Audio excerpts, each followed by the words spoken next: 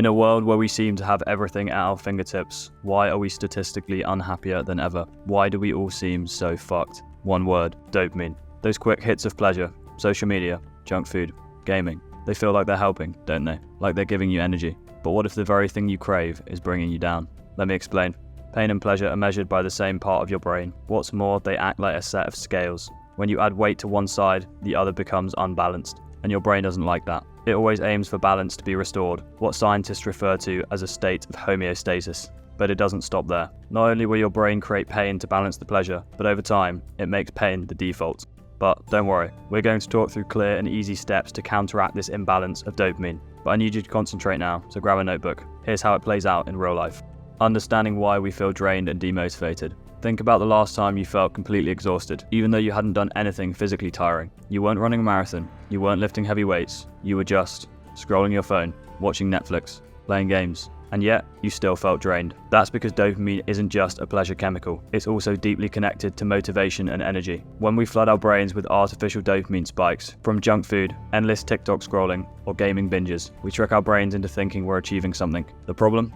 We're not. And because our brains are constantly chasing balance, the more we push the pleasure side of the scale, the harder our brains pull us back into pain. This is why you feel demotivated, sluggish, and exhausted after binging on dopamine-fueled activities. The cycle looks like this. Dopamine spike. You engage in a high dopamine activity, Netflix, fast food, scrolling social media, etc. Crash. Your brain compensates by dulling your natural dopamine response, making everything else seem boring and painful. Craving more dopamine. Because normal activities now feel dull, you crave another quick dopamine hit, reinforcing the cycle. Long-term burnout. Over time, this leads to chronic fatigue, lack of motivation, and even depression.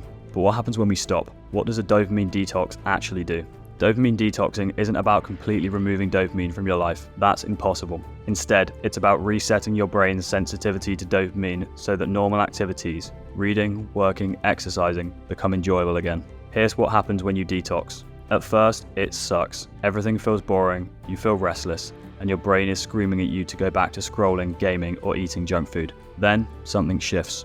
Your brain starts producing dopamine in response to things it used to ignore. Going for a walk, reading a book, even your normal day job. Over time, you start to enjoy things that used to feel like a chore. You build real motivation instead of relying on artificial stimulation. It's like resetting your taste buds after quitting sugar. At first, healthy foods taste bland, but after a few weeks, you start to enjoy the natural sweetness of fruit again. So, how do you actually detox effectively? How to do a dopamine detox that actually works? A dopamine detox isn't about sitting in an empty room and staring at a wall for 24 hours. It's about consciously shifting how you interact with dopamine. Here's what actually works. 1. Choose your pain. Instead of seeking cheap pleasure, choose productive pain. Exercise. Take a cold shower.